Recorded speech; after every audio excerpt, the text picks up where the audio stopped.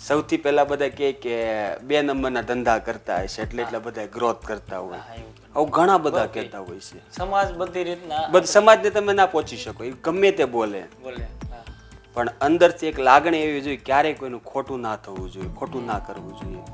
નીતિ પ્રમાણિકતા જો સાચી હોય ને એટલે ઈશ્વરને તમને આપવું પડતું હોય. કે આપણે ડેઈલી લાવીને ડેઈલી વેચી તો શકીશું. ત્યારે શરૂઆત મેં શાકભાજીથી કરી હતી. એટલે આપણા વિસ્તારોમાં હા, યોગી ચોક વિસ્તારમાં. અચ્છા, હા. એ સમયે યોગી ચોક વિસ્તારની અંદર મેં શાકભાજીની શરૂઆત કરી, ઘરે ઘરે હોમ ડિલિવરી આપવા. ત્યારે એ સમયે એટલું ફાસ્ટ કોઈ પ્લેટફોર્મ પણ નહોતું. કંઈ પણ માર્કેટમાં કરવું તો ક્રેડિટ જોઈએ, પણ એ સમયે નાની એજમાં જ મેં મારી ક્રેડિટ ગુમાવી હતી. એનું શું કારણ? 5-6 વર્ષ પહેલાં મારું એક્સિડન્ટ થયું હતું, ભયંકર એક્સિડન્ટ થયું હતું, ને એક્સિડન્ટમાં ડૉક્ટરે કીધું કે અરે એમ નથી. કેટલી બ્રાન્ચ અને સ્ટાફ કેટલો હશે? જો ઇન્ડિયા લેવલે જોઈએ વર્કિંગમાં હોલ ઓફિસ પર ત્યારે 750 થી 800 એમ્પ્લોયીઝ છે, અને વર્કિંગ આઉટસાઇડના વર્કિંગ કરવા જઈએ તો 2500 થી વધારે એમ્પ્લોયમેન્ટ હશે કંપની પાસે. દરેક યુવાનને એક્સપોર્ટ શીખવું જ છે, પણ હું દરેક યુવાનને એક રિક્વેસ્ટ કરું છું કે 15-20 દિવસમાં શીખેલું નોલેજ તમે ક્યારેય મોટો બિઝનેસમેન ના બની શકો. અને બીજું કે તમે ઘણા બધા ચડ ઉતારની જિંદગી જોઈ, તમારા જીવનમાં કોઈ એવું વિશેષ વ્યક્તિત્વ અથવા ઈશ્વરીય શક્તિ તમને મદદ કરે ખરી? 100% કરી. હા, ઈવેસ કંપની મારી જ વાત કરું, મને ઘણી ચેલેન્જ કંપનીને લઈને મળી હતી કે આ એક દિવસ ફેંકાઈ જશે, એક દિવસ માર્કેટને ઊંધું વાળે છે, આ બહુ બધા આવા લોકો મેં કીધેલું. પણ હું એ ટાઈમ પર લોકોને મારે કહેવાની જરૂર નહોતી. એ ટાઈમને મારા માઇન્ડમાં ક્લિક કરીને આજે મેં મોટું અમ્પાયર બનાવી દીધું. ગુજરાતની અંદર કોઈને એટલું ખબર જ નહોતી કે એક્સપોર્ટ શું છે. જ્યારે કંપનીને એટલું એમ થયું કે હવે મને જે જોતું તે મળી ગયું, ત્યારે મેં માર્કેટને સાથે લઈને કામ કરવાનું ચાલુ કર્યું, ટીમ વર્ક બનાવવાનું ચાલુ કર્યું. અને કંપની પાસે બહુ બધા મોટા કોન્ટ્રાક્ટ્સ હતા, ઓર્ડર્સ હતા, એ મેં મારાથી પૂરા ના થાય એટલા માટે મેં નીચે ટીમ બનાવીને વર્ક કરવાનું ચાલુ કર્યું. અને ગુજરાતની અંદર કહેવા જાઉં તો ઘણા બધા યુવાનો આજે મારા કંપની થકી આગળ વધ્યા. એટલે મને પ્રાઉડ છે અને મને ગર્વ એટલે છે કે એક શિક્ષિત બેરોજગાર યુવાનને હું આજે શિક્ષિત કરીને કામ કરતો કરું છું. અને ઈ-વેજ ઓફિસે કોઈ પણ યુવાન આજે આવ્યો છે એ 100% એ રોજગાર લઈને જ જાય છે. જનરલી મેં 127 દેશો સાથે કામ કરી ચૂક્યો છું અને અત્યારે 70 દેશો સાથે મારા નવા કોન્ટ્રાક્ટ બનાવ્યા છે, જેની અંદર કામ ચાલુ છે. સફળતા મળી ગઈ એટલે હું હવે ઊંચો થઈને ચાલુ માર્કેટની અંદર, તો એ નિષ્ફળતા છે. સફળતા એ જ વ્યક્તિને મળતી હોય, એ જ લોકો ટકાવી શકતા હોય કે એમનું આજે કહેવાય ને માર્કેટની અંદર બહુ બધા વક્તાઓ કહેતા હોય કે પૈસા આવે એટલે ભાગદોડી ચાલુ થઈ જાય, પણ પૈસા આવે તો ભાગદોડી બંધ થવી જોઈએ. હેલો દોસ્તો, નમસ્કાર.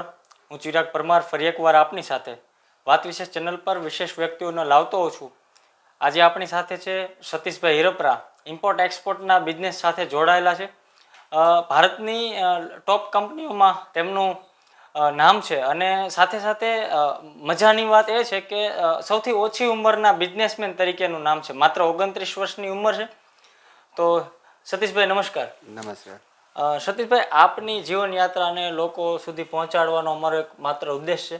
તો આપ જે ઇમ્પોર્ટ એક્સપોર્ટના બિઝનેસમાં આજે સફળતા પ્રાપ્ત કરી છે એનું રહસ્ય તો જાણશું, પણ શરૂઆત કરીએ કે આપ જે સુરત આવ્યા અને સુરત પછીની જે સ્ટ્રગલ છે આ ધંધા સાથેની જોડાયેલી વાતોને શેર કરજો.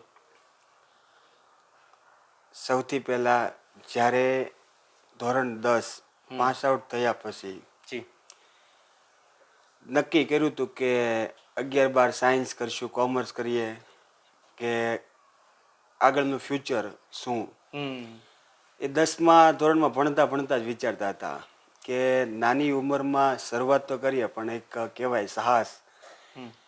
ત્યારે સમયે એક વિચાર કર્યો હતો કે કંઈક કયું કરવું છે કે વિશ્વ લેવલે આપણું નામ હોય, વિશ્વ લેવલે આપણી ચર્ચા થતી હોય, એવો કંઈ એવો બિઝનેસ કરવો. ત્યારે એવું માઇન્ડમાં ચાલતું હતું, પણ શું કરવું ને એનું કોઈ ડિસિઝન નહોતું. પછી 10 પછી મેં ઘણી જગ્યાએ કીધું કે ઘણા એવા ઇન્સ્ટિટ્યૂટ હતા ત્યાં ગયા અને કે ડિપ્લોમા એડમિશન લેવાય, ડાયરેક્ટ કોલેજ કરાય. 11-12 કોમર્સમાં જઈને પછી તમે આ ફેકલ્ટીમાં જાઓ, BBA BCom. પણ આ બધી વસ્તુ મેં ધોરણ 10 પછી મેં જોઈ કે BCom કર્યા પછી કઈ લાઈન લેવી જોઈએ, BCom કર્યા પછી આપણે કયા બિઝનેસ સાથે સંકળાય. પણ મારા નજીકના એવા ગ્રુપમાં મારા મિત્રો ઘણા હતા એવા જે બિલ્ડર્સ હતા એ ટાઈમ પર, એના પેરેન્ટ્સને. તો એમના સનની બધા 4 વ્હીલ લઈને ફરતા, તો એમ થતું કે આ જ લાઈન લઈ લઈએ. ત્યારે મેં ડિપ્લોમા સિવિલ એન્જિનિયર લીધું. એન્જિનિયરિંગમાં એડમિશન મને રાજકોટ મળ્યું. રાજકોટ મળ્યા પછી મેં ટ્રાન્સફર કરીને બારડોલી લીધું. પણ એ સમયે એન્જિનિયરિંગ ચાલુ કર્યું પણ ક્યારેય કોલેજને એક લેક્ચર એટેન્ડ ના કર્યો.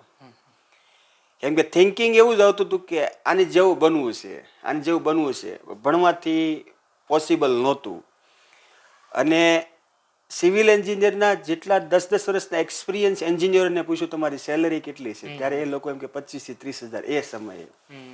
ત્યારે માઇન્ડમાં એવું લાગ્યું કે માઇન્ડને વિથ થિંકિંગ થોટ ત્યાં કે 25,000 માટે 10 વર્ષનો એક્સપિરિયન્સ 25,000 સેલરી. તો એવું વિચાર્યું કે આ ન કરાય. ત્યારે મેં ખાલી શાકભાજીની શરૂઆત કરી હતી કે આપણે ડેઈલી લાવીને ડેઈલી વેચી તો શકીશું. ત્યારે શરૂઆત મેં શાકભાજીથી કરી હતી. એટલે આપણા વિસ્તારોમાં હા, યોગી ચોક વિસ્તારમાં. અચ્છા, હા. એ સમયે યોગી ચોક વિસ્તારની અંદર મેં શાકભાજીની શરૂઆત કરી, ઘરે ઘરે હોમ ડિલિવરી આપવા. ત્યારે એ સમયે એટલું ફાસ્ટ કોઈ પ્લેટફોર્મ પણ નહોતું કે હોમ ડિલિવરી લઈ શકે. ત્યારે મેં એ સમયે ઓનલાઈન પ્લેટફોર્મ જેને વેજીટેબલનો ઓર્ડર આપે એટલે એને વિથિન 24 કલાકમાં એને ડિલિવરી મળી જતી. આજે કોઈને શાકભાજી જોતું તો ગઈકાલે એને ઓર્ડર દેવો પડતો. આ પ્લેટફોર્મના માધ્યમથી ધીમે ધીમે ધીમે અંદર એવું થયું કે શાકભાજી તો ચાલવા માંડ્યું. પછી સરદાર માર્કેટમાં જ્યારે જવું ને ખરીદી કરવા, ત્યારે ત્યાં ટ્રાન્સપોર્ટ બહુ મોટું ઇન થાય વેજીટેબલ્સની. તે મેં કીધું આ બધું આવતું ક્યાંથી હશે અને અહીંયા તો આવે છે, આ જાતું ક્યાંથી હશે. મારી જોડે તો 5-10 કિલો લઈને એટલામાં સેલ કરતા હોય, લારીઓ વાળા લઈ જતા હોય. પછી ત્યાંથી એક નવો કોન્ટેક્ટ મળ્યો કે આ બધી વસ્તુ બોમ્બે જાય, બોમ્બેથી એરપોર્ટ પર જાય. એટલી સ્ટોરીમાં મેં થોડુંક જાણ્યું કે આ બધી વસ્તુ કેવી હોય કે એક્સપોર્ટ તો થતી જ હશે, પણ એક્સપોર્ટ શબ્દ નહોતી ખબર. જ્યારે બોમ્બેની વાત આવીને થોડુંક માઇન્ડમાં લીધું કે હશે કે કાલે જોઈ લો, પણ એ ત્યારે એટલું લાઇટલી કહેવાય ને ફોકસ ન કર્યું કે આ થઈ જ જશે. પણ પરિસ્થિતિ એટલી વીક હતી મારા ફેમિલીની કે હું આ બિઝનેસને મોટો કરી શકું. રોજના 200-500 રૂપિયા લાવીને કામ કરીએ એટલે આપણને એમ થાય કે મળે છે એમ. એ સમય 200-500 એટલે બહુ કહેવાતા. પણ કંઈક મોટું જ કરવું હતું. ફેમિલી બેકગ્રાઉન્ડ એટલો સપોર્ટેડ નહોતું કે એટલો મને સપોર્ટ કરે, મને મારા બિઝનેસના સપના મને હાસિલ કરવા યોગ્ય માર્ગદર્શન આપે ને સપોર્ટ મળે ફાઇનાન્શિયલી. જે કરવાનું હતું જાતે કરવાનું હતું. અને કંઈ પણ માર્કેટમાં કરવું તો ક્રેડિટ જોઈએ. પણ એ સમયે નાની એજમાં જ મેં મારી ક્રેડિટ ગુમાવી હતી. એનું શું કારણ? એનું કારણ એ કે વેજીટેબલ શાકભાજીના ઓર્ડર તો લઈએ, સમજી લો. આજે તમને ઓર્ડર આપ્યો છે તો મારે તમને ટાઈમે ડિલિવરી આપવી પડે. એનામાં મારી પાસે પૂરતા પૈસા નહોતા.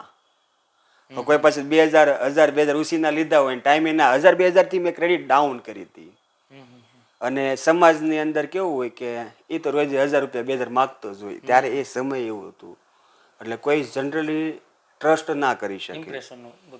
પણ મેં એવું વિચાર્યું કાંઈ નહીં, આજે 200 રૂપિયા ન મળે કાંઈ નહીં, એક દિવસ મને 2 લાખ 2 કરોડ જોતા ઇઝીલી મળશે. એ સમયે એક નક્કી કરી લીધું હતું.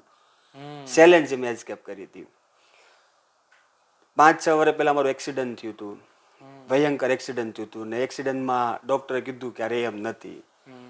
પણ મારા કોન્ફિડન્સ અને મારા વિલ એટલો પાવર હતો અંદર કે હું ખાલી હોસ્પિટલ ડૉક્ટર મને ચેકઅપ જે કંઈ કરે તે, પણ એ પહેલાં હું સાજો થઈ જઈશ.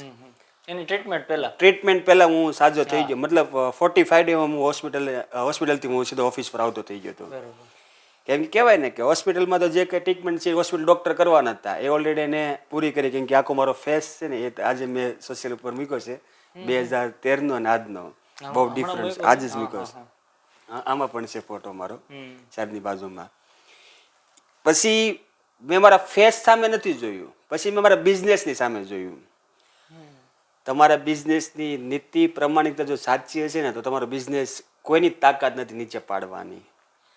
સૌથી પહેલા બધા કહે કે 2 નંબરના ધંધા કરતા હશે એટલે એટલા બધા ગ્રોથ કરતા હોય. હા, એવું બને. આવું ઘણા બધા કહેતા હોય છે. સમાજ બધી રીતના બધા સમાજને તમે ના પહોંચી શકો, એ ગમે તે બોલે, બોલે. હા. પણ અંદરથી એક લાગણી એવી જોઈએ, ક્યારેય કોઈનું ખોટું ના થવું જોઈએ, ખોટું ના કરવું જોઈએ. નીતિ પ્રમાણિકતા જો સાચી હોય ને એટલે ઈશ્વરને તમને આપવું પડતું હોય. સતીશભાઈ, ગામ કયું તમારું? અમારું ગામ અભરામપરા, આપણે અમરેલી જિલ્લાનું. બીજી વસ્તુ કહું ને કે એક્સપોર્ટનો વિચાર છે ને મને 2016 અને 17 આવ્યો હતો. શાકભાજી, અને એ પણ એક છોકરીના માધ્યમથી. એ મારે એક ઓર્ડર આવ્યો ને ત્યારે હું ઘોડદો રોડ ઉપર એક છોકરીને ઓર્ડર દેવા ગયો અને એને કીધું કે આ કંપનીના ઓનર કોણ છે? હું ડિલિવરી બોય અને કંપનીનો માલિક હું. તમે માલિક. પણ ડિલિવરી બોય તરીકે જ મારે જવું જોઈએ ને, કેમ કે એટલો સ્ટાફ રાખવાનો કેપેબલ નહોતો એ સમયે. એટલે હું એ જ્યારે ઓર્ડર દેવા ગયો ને ત્યારે છોકરીએ મને એટલું ખાલી કીધું કે આ કંપનીના માલિક કોણ છે? મેં કેમ કે કામ હતું કે મિસ્ટેક આવી છે કે ના ના મારે એને સજેશન કરું છું. બોલો ને, હું કહી દઈશ સરને. એ કે ના ના, એ કે તમે કે સરને કોન્ટેક કરાવજો. ત્યારે એ સમયે એને મને ખાલી એક કહેવાય ને એક અલર્ટ કરી કે આ તમે કે તમે મહિને 20-25 હજાર કમાતા હશો, એ કે આનો સ્ટોક તમે આઉટ ઓફ કન્ટ્રી મોકલો, એક્સપોર્ટ કરો. ત્યારે વધારે માઇન્ડમાં એવો વિચાર આવ્યો કે એક્સપોર્ટ હવે તો ખરેખર કંઈક હશે જ, કંઈક છે. બીજા વ્યક્તિએ કીધું એક્સપોર્ટ કરો. 3 વર્ષ સુધી તો મેં ઓનલાઈન ડિલિવરી જ કરી હતી. ત્યારે ઘરે આવીને લેપટોપ ખોલીને જોયું કે એક્સપોર્ટ શું છે. એક્સપોર્ટ શું છે એ આખી થિયરી મેં જોઈ, પણ મેં લાયસન્સ એપ્લાય કઈ રીતના કરવું એની કોઈ જાતનું નોલેજ નહોતું, કોઈ જાતનો એક્સપિરિયન્સ નહીં. કેમ કે 20-25 હજાર આવે તો રોજે રોજનું રનિંગ મારે ખરીદી કરવાનું એ બધી વસ્તુમાં યુઝ થઈ જતા. પછી મેં એક્સપોર્ટ, ત્યારે તો એટલું એક્સપોર્ટનું હતું ને એ સમયે 15-16ની વાત કરું ત્યારે એટલું એક્સપોર્ટનું પ્રમાણ આમ કહેવાય કે એટલું માત્રામાં નહોતું કે આજે તમે ગલીએ ગલીએ રોડ ઉપર જોવા જાવ તો એક્સપોર્ટ ઇમ્પોર્ટ વાળા તમને મળશે. ત્યારે મેં જાતે નોલેજ લીધું અને રાત્રે 11:30-12 વાગ્યા હશે ને મેં પ્લે સ્ટોરમાં એક્સપોર્ટ ઇમ્પોર્ટ શું કહેવાય તે એક એપ્લિકેશન મતલબ સર્ચ કરીને ડાઉનલોડ કરી. એમાં એપ્લાય ટુ આઈસી, ત્યારથી મને ખબર પડી કે એક્સપોર્ટ ઇમ્પોર્ટનો આઈસી કોડનો લાઇસન્સ એપ્લાય થાય. એ 2 મહિને લાઇસન્સ તો આવી ગયું કેમ કે જાતે એપ્લાય કરતો હતો. લાઇસન્સની 5 મિનિટની પ્રોસેસ હોય, પણ એ ટાઈમ મને ટાઈમ લાગ્યો, પણ શીખવા માટે મને ટાઈમ લાગ્યો. પછી નવા કહેવાય કે વેન્ડલ લોકોને મળતો ગયો, એક્સપોર્ટ ઇમ્પોર્ટ કરતા હોય કે એની સાથે જોડાય. ખબર નહોતી પણ સાથે રહું તો ખબર તો પડે. ઓર્ડર કોકે મને આપ્યો હોય, નુકસાની કરી હોય અને ફંડ એટલું હતું નહીં, માર્કેટમાંથી જ લાવવાનું. હવે એ સમયની વાત કરું, ફંડ કેમ મેનેજ કરતો. એક્સપોર્ટ ઇમ્પોર્ટનું મારે લાઇસન્સ તો આવી ગયું, લોકોને બતાવીને કે તમે એક્સપોર્ટ ઇમ્પોર્ટનું તમે કરવું હોય તો આવો, એક્સપોર્ટ ઇમ્પોર્ટનું કરવું હોય તમે આવો. ત્યારે બધા ના પાડે, પણ 100 વ્યક્તિને મળીએ ને તે 5 વ્યક્તિ તો એગ્રી થાય ને 5 વ્યક્તિમાંથી 1 વ્યક્તિ તમને એવો મળે કે કંઈક કરવા માંગતો હોય. ફાઇનાન્સ એનું, મહેનત મારી, તો એ નુકસાની ગઈ. હવે મારે એ વ્યક્તિને પૈસા આપવાના, પાછું માર્કેટમાં ઉતરવાનું, આવું મારો ઉતાર ચડાવ બહુ એટલે બહુ વાર આવ્યો. પછી એક નક્કી કર્યું કે જે થવું એ થાય, કે લઈને તો આવ્યા જ નહોતા, બધું મૂકીને જ જવાનું છે, મહેનત કરવાનું ચાલુ કરી દો. આની પાછળ જ મહેનત કરો, કન્ટિન્યુ ફોકસ કર્યું. આજે કંપનીની વાત કરું ને તો કંપનીમાં એટલા બધા એમ્પ્લોય પણ છે, કંપનીની એટલી બ્રાન્ચો પણ છે. કેટલી બ્રાન્ચ અને સ્ટાફ કેટલો હશે?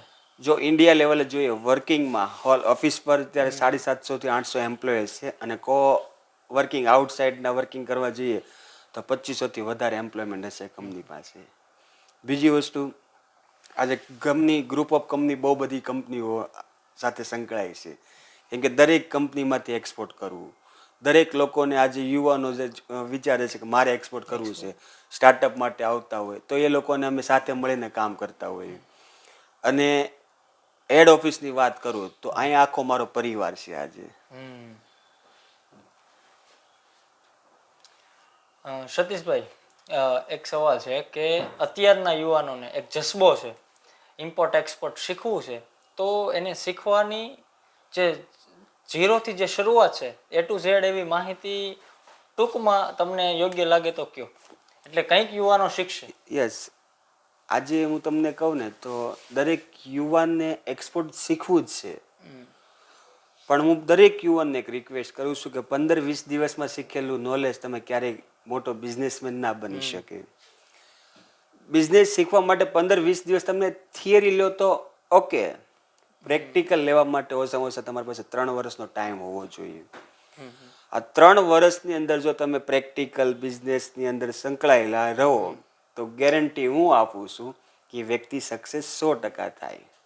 કેમ કે કોઈ પણ વસ્તુની શરૂઆત કરો ત્યારથી લઈને 1000 દિવસ આપો એટલે એ વસ્તુ તમને 100% હાસિલ કરીને આપે. અને બીજું કે તમે ઘણા બધા ચડ ઉતારની જિંદગી જોઈ, તમારા જીવનમાં કોઈ એવું વિશેષ વ્યક્તિત્વ અથવા ઈશ્વરીય શક્તિ તમને મદદ કરે ખરી? 100% કરી. હમ. ઘણી વખત મને એવા બિઝનેસના તમને કહું ને બહુ સડાવ આવતા, બહુ ટેન્શન ડિપ્રેશનમાં રહેલો એ ટાઈમ પર, અને ઘણી વખત એવું વિચારતું કે આવી જિંદગી શું કામ જીવી જોઈએ, જિંદગી શું કામ જીવી જોઈએ. થોડોક ટાઈમની અંદર એવો વિચાર આવે કે જિંદગી જીવી જ જોઈએ, તમારથી જ થાય એમ છે, આ મારાથી જ થાય એમ છે. અને સેલ્ફ ઉપર વધારે લેતો. દુનિયા મને કહે ને તારથી ન થાય એટલે મને એક અંદરથી એવું થાય કે મને કરીને બતાવો. ઈગો હર્ટ થઈ જાય. અને એમ કે તારથી ન થાય નહીં, આ કરીને જ બતાવો. એનું કારણ છે આજે દુનિયાની અંદર 80% લોકો છે ને એ ફેલ છે ને કારણ એ છે કે તારાથી નહીં થાય એ કહેવામાં ખુશી છે. અને 20% જે સક્સેસ છે ને એવું કહે છે કે તારાથી નહીં થાય, અને એ 20% લોકો એવા જ સક્સેસ છે આ મારાથી જ થશે.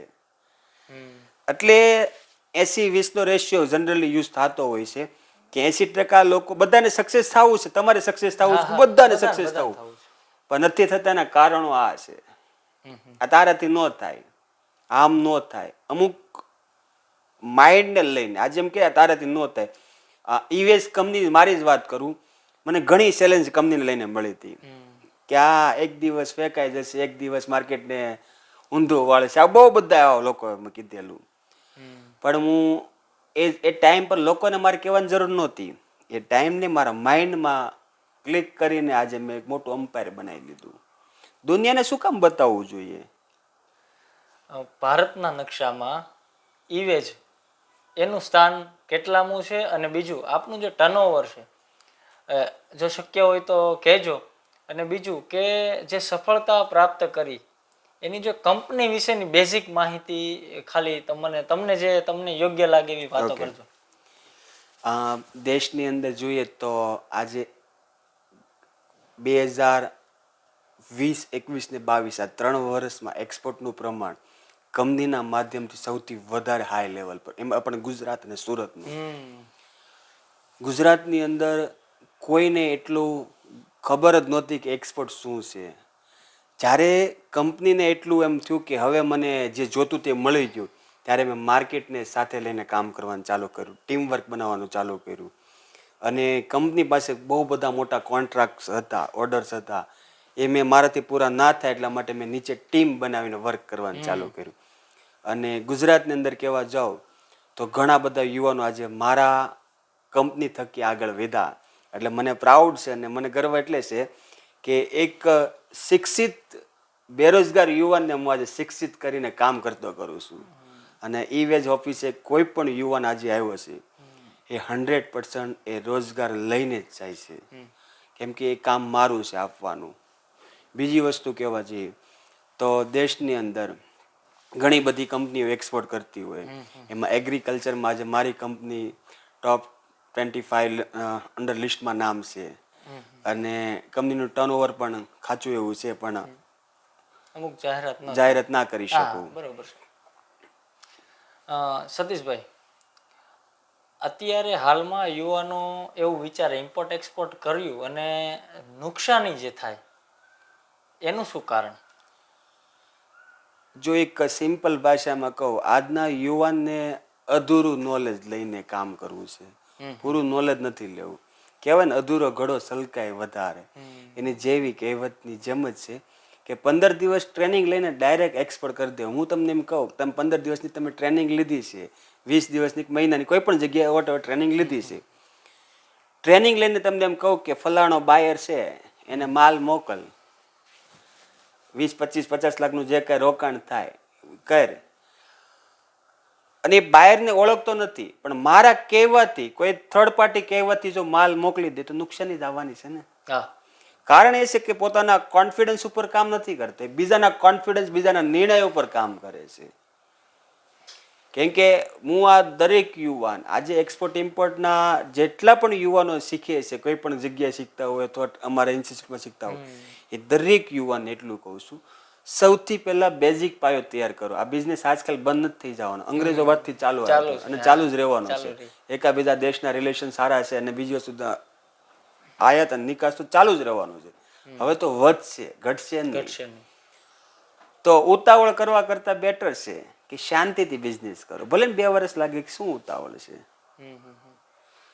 અને બીજું કે તમારો જે બિઝનેસ છે ખૂબ સારી રીતે તમે સ્ટ્રગલ કરો છો, તો આમ તો સોશિયલ મીડિયા એક સિક્કાની 2 બાજુ છે, એક સારી અને ખરાબ.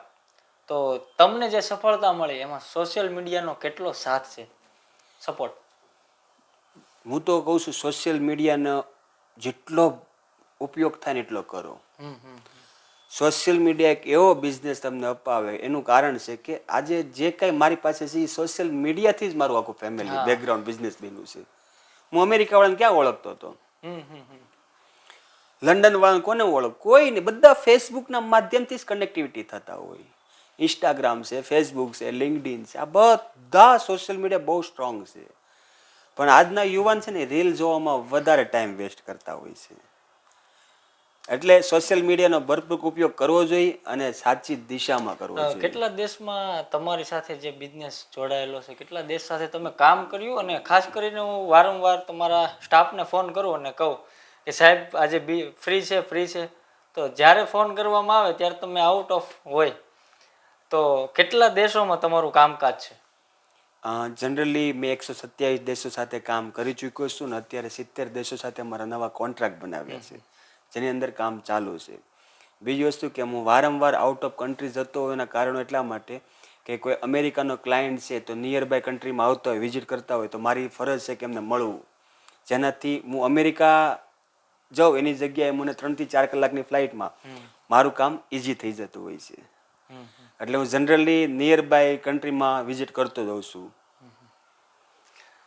પૈસો અને સફળતા એવી વસ્તુ છે જો એને પચાવી ન શકો તો એ ઝેર છે. તો જે પૈસો થઈ ગયો ને પછી જે આપણામાં હૃદયની લાગણી છે અને સફળતાની જે વાત છે એ ઝેર કહેવાય. પણ એને પચાવી ન શકો તો એના વિશે શું કહેશો? હું તો પહેલેથી કહું છું કે જેટલું કમાવો એના 10% તમે ધર્મદાનમાં આપો. અને બહુ પૈસો આવી જાય તો હવામાં ઉસે ઉડવા કરતા બેટર છે કે નીચે બેસો. ગમે એટલો પૈસો થાય બધું મૂકીને જ જવાનું છે. અને આજના સમયમાં લોકો દેખાદેખી વધારે કરે છે. બોલો મર્સિડીસ લઈ આવો તો હું આ લઈ આવો, પણ શું કામ દેખાદેખી કરે એ નથી ખબર આજે પણ. હું બહુ સિમ્પલ લાઈફ જીવું છું, બહુ હાઈ લેવલે નથી જીવવું. એનું કારણ છે કે મને ઘણી જગ્યાએ ફોરેન કન્ટ્રીમાં જતા હોય એટલે મને એક એવા ગેસ્ટ તરીકે એ લોકો હાયર કરતા હોય, ઇન્વાઇટ કરતા, પણ હું જાતે જ ચાલીને જાઉં છું. શું કામ મારે એટલી બધી કહેવાય ને માન મોભા એ વસ્તુમાં નથી જોતી. એનું કારણ છે કે મને સિમ્પલ લાઈફ જોતી છે. અને દેખાદેખી કરવામાં છે ને ક્યારેય કોઈ આગળ નથી વધતું. અત્યારે યુવાનને કંઈક ને કંઈક આગળ વધવું છે. અત્યારે ઘણા બધા ધંધાઓમાં ભરતી ઓટ આવે છે એટલે લોકો ધંધો બદલવાનો વિચારે. યુવાનોની જો આ ફિલ્ડમાં આવવું છે તો એને કેવો સંદેશો આપશો? પ્લસ કે એમાં કેટલું ભણતર જોઈએ, એમાં કેટલી આવશ્યકતા છે, અને માઇન્ડ અને આ સિવાય ઘણી બધી વાતો છે એ જરૂરી છે ઇમ્પોર્ટ એક્સપોર્ટ માટે. એવા યુવાનોને આવવું છે તો એને શું સંદેશો આપશો? દરેક યુવાનને આજે કહું છું કે ઘણા યુવાનો નોકરી કરતા હોય, એને એક્સપોર્ટ ઇમ્પોર્ટમાં રાતોરાત બધાને પૈસાવાળો બનવું જ છે. પણ જે યુવાનને આ બિઝનેસમાં આવવું છે, સૌથી પહેલાં હું દરેક યુવાનને એટલું જ કહીશ કે સમય હોય તો જ આ બિઝનેસમાં આવજો. બીજી વસ્તુ તમારી પાસે સપનું હોય, કંઈક કરવાની તાકાત અજમાવી હોય તો જ આ બિઝનેસમાં આવે. કેમ કે એક્સપોર્ટ ઇમ્પોર્ટ બિઝનેસ એટલો ઇઝી નથી કે તમે કરી શકો કેમ કે બધાને કરવું છે. 100 વ્યક્તિમાંથી 20 લોકો જ આગળ વધવાના છે, 80 લોકો નથી વધવાના. કેમ કે 80 લોકો જોઈને આવતા હોય કે હું આમાં જાઉં તો થોડુંક મારું સાજું થાય. પણ જે યુવાનને બિઝનેસ કરવો છે એને 3 વર્ષનો ટાઈમ ઓછામાં ઓછો આપવાની તાકાત હોય ને એ જ આ બિઝનેસમાં આવે. તમે વાત કરી ઘણી બધી બિઝનેસની, પણ જે શરૂઆતથી જે તમારા ધંધામાં કે બિઝનેસમાં એટલી બધી સફળતા પ્રાપ્ત કરી, પણ ક્યારે એવો સમય આવ્યો કે આજેથી હવે નહીં આગળ વધી શકાય, અથવા કંઈક એવી ખરાબ પરિસ્થિતિ આવી, ઓટ આવી, નિષ્ફળતા મળી, તો એ જગ્યાએ જે સ્થિર રહેવું એક બિઝનેસમેન તરીકે તમે શું કહેશો? જો બિઝનેસમાં સફળ નિષ્ફળતા આવવાની છે. કોઈ એવું વ્યક્તિ નથી, કોઈ એવી વસ્તુ નથી, કોઈ પણ વસ્તુ હોય એ ઉપર ગયો એ નીચે ના આવે. ઉપર ગયા પછી એને ટકાવવું એ બહુ મુશ્કેલ વસ્તુ છે, એટલી ઇઝી નથી. પણ એ જો ટકાવી હોય ને તો સૌથી પહેલા તમારા વ્યવહાર બદલી નાખો. કેમ કે કહેવાય ને કે સફળતા મળી ગઈ એટલે હું હવે ઊંચો થઈને ચાલુ માર્કેટની અંદર, તો એ નિષ્ફળતા છે. સફળતા એ જ વ્યક્તિને મળતી હોય, એ જ લોકો ટકાવી શકતા હોય કે એમનું આજે કહેવાય ને માર્કેટની અંદર બહુ બધા વક્તાઓ કહેતા હોય કે પૈસા આવે એટલે ભાગદોડી ચાલુ થઈ જાય. પણ પૈસા આવે તો ભાગદોડી બંધ થવી જોઈએ. બીજી વસ્તુ, તમારી જરૂરિયાત પૈસા આવવાથી પૂરી નથી થતી. ઘરે ફેમિલી સાથે બેસીને જે જરૂરિયાત પૂરી થાય પૈસાથી નથી થતી. જો આ વસ્તુ તમારી સાથે થતી હોય, એક ઉપર ઉડાણ અને સફળતા મળ્યા પછી, તો તમે સફળતા કહેવાય ને સક્સેસ થવો. બીજી વસ્તુ કે સક્સેસ આજે બધાને જોતી છે. સક્સેસ મારે પણ જોતી છે. હજી હું એમ કહું છું હું સફળ વ્યક્તિ નથી, મારે સફળતા હજી મેળવવાની. શું કામ? કેમ કે મેં મારા ગોલ એચિવમેન્ટ કરવા માટે મેં પ્લાનિંગ કર્યા હોય. એ જ વસ્તુ દરેક વ્યક્તિ કરે ને તો એમને સફળતા મળે. સતીશભાઈ ઘણી બધી વાતો કરી, ઇમ્પોર્ટ એક્સપોર્ટની જાણી અજાણી વાતો આપ સમક્ષ લાવવાનો સતત પ્રયત્ન કર્યો છે. આ સિવાય કોઈ નવા વ્યક્તિ સાથે ફરીવાર મળીશું. નમસ્કાર.